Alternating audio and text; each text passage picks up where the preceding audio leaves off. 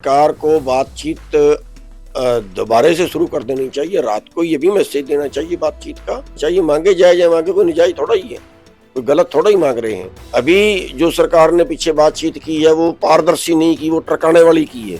अब जब वो ट्रकाने वाली करेंगे तो उसका रिजल्ट तो फिर ज्यादा अच्छा नहीं आएगा। होगा तो फिर करना मजबूरी भी हो जाएगी। साथ खड़े तो होना भाइयों के साथ। एक पहला मौका है जब किसान इतना बड़ा स्टेप ले रहे हैं और हरियाणा के अधिकांश किसान यूनियन उनके साथ नहीं है। क्या केवल अकेले पंजाब के किसान दिल्ली कूच कर पाएंगे? क्या हरियाणा के किसानों के साथ नहीं जोड़ना चाहिए था? और क्यों नहीं बुलाया गया आखिर हरियाणा के किसान यूनियंस के नेताओं को? गुलाम चड़ूनी हमारे साथ हैं।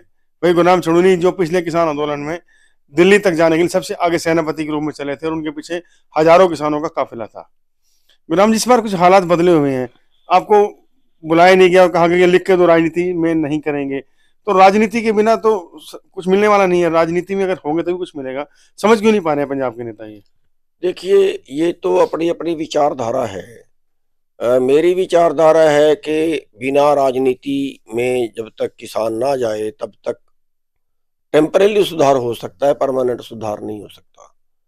और अगर हम पीछे इतिहास देखें, सर छोटू राम राजनीति में गए हैं तो बहुत से कानून किसानों के पक्ष में बनवाए हैं। चौधरी चरण सिंह जी राजनीति में गए हैं तो बहुत से कानून किसानों के पक्ष में बनवाए हैं।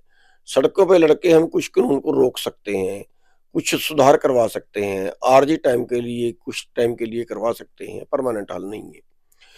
और दूसरा, जहां तक सवाल है कि भी पिछला बार जो था, पिछले बार पूरे देश का किसान दिल्ली जाने से पहले इकट्ठा हो गया था, मीटिंगें हो गई थी, एक कमेटी एक बना ली थी और 7 मेंबरी कमेटी एक बन गई थी और एक मोर्चा बन गया था कि सभी इकट्ठे होके पूरे देश के किसान, चाहे वो किसी भी प्रदेश के हैं, तो हम इकट्ठे चलेंगे। तो इस बार पता नहीं क्यों कोई सहमति नहीं बन पाई या बना नहीं पाए। तो हमें तो किसी ने कोई बताया ही तक नहीं, सीधी घोषणा ही हमने तो सुनी है।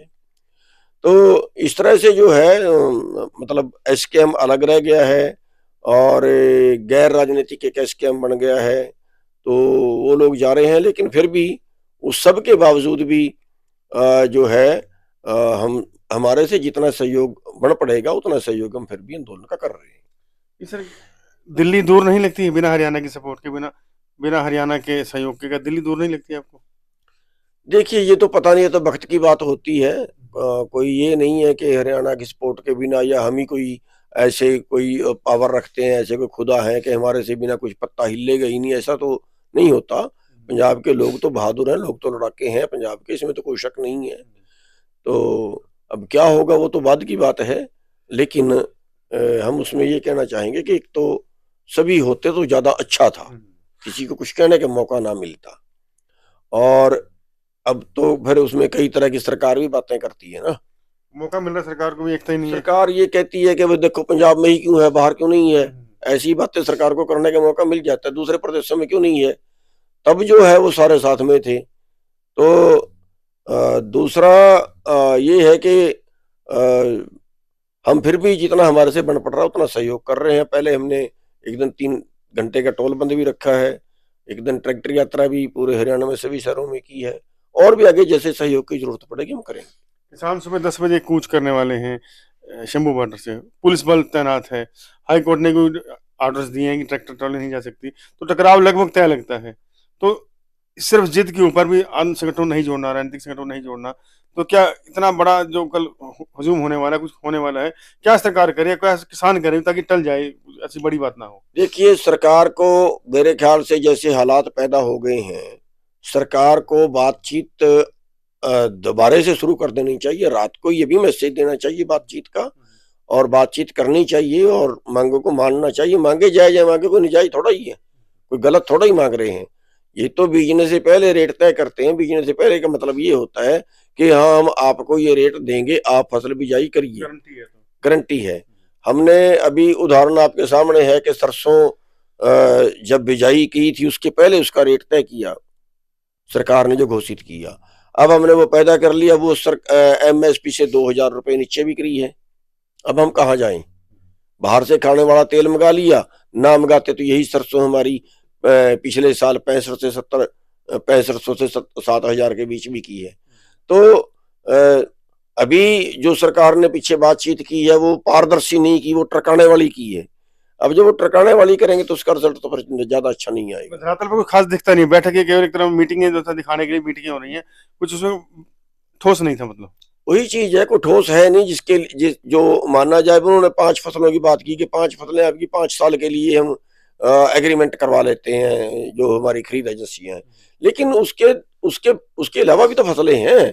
5 के अलावा जितने ऑयल सीड हैं, मैं जो आपको बता रहा हूँ कि आज सरसों में 2,000 रुपये नीचे बिक्री है, तो एक ही एकड़ में 20,000 की सरसों का नुकसान हो गया। तो कैसे, कितना बर्दाश्त करें। और उसमें ऑयल सीड सारे जोड़ने चाहिए, उसमें बाजरा जोड़ना चाहिए, और उसमें जो है वो परमानेंट उसको करें। और खर्चा कितना आता है इसमें।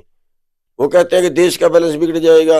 अरे भाई, देश का बैलेंस तब नहीं बिगड़ा जब 2016 में 7वां कर्मचारी आयोग लागू हुआ है, और उसमें एक ही झटके में 4 लाख करोड़ पर साल कर्मचारियों की तनख्वाह बढ़ गई। उनकी संख्या 3% थी, हमारी संख्या तो 65% है। हमें अगर कोई 2 लाख करोड़ साल में ज्यादा मिल जाएगा, तो ये तो वो लोग हैं जो देश का पेट भी पाल रहे हैं और भूख से मर भी रहे हैं, कर्जे से ही मर रहे हैं। तो सर, कल का जो आंदोलन होने वाला है, तो हरियाणा से तो आप कुछ नहीं कर रहे ऐसा लग रहा है, फिलहाल तो शांति है हरियाणा में, हरियाणा के किसानों की तरफ से। देखिए, ऐसा भी नहीं है, अगर कुछ होगा तो फिर करना मजबूरी भी हो जाएगी। साथ खड़े हो सकते हैं, साथ खड़े तो होना भाइयों के साथ। जुल्म सह नहीं होगा देखिए, होता क्या है, अगर 4 भाई हैं और एक को कोई पीटता है, तो दूसरे चाहे उनकी बोलचाल भी ना हो, फिर भी वो डंडा उठा के साथ में आ जाते हैं। डंडे उठ सकते हैं कल? नहीं, कल तो डंडे उठने के खैर ज्यादा हम ये तो कुछ नहीं एडवांस में कह सकते। फिलहाल तो हम ये कह सकते हैं कि सरकार भी संयम बरते और किसान भी संयम बरते, और इस मामले को किसी ना किसी तरह से बैठ के टालें। अनहोनी कोई हो जाए तो वापस नहीं आती, लड़ाई का मुंह काला होता है। देखिए, साफ कहना है कि लड़ाई का मुंह काला है और टकराव किसी समस्या का हल नहीं है।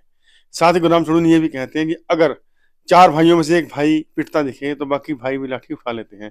अब भी लाठी उठाने की संभावना हरियाणा में नहीं है, लेकिन निश्चित रूप से अगर टकराव बढ़ेगा तो कहीं ना कहीं दबाव हरियाणा के किसान यूनियन और अन्य किसान नेताओं पर भी रहेगा। फिलहाल गुरनाम सड़ून चाहते हैं टकराव टाले, प्रशासन, सरकार और किसान दोबारा बातचीत टेबल पर बैठें और किसी ठोस नतीजे पर निकले।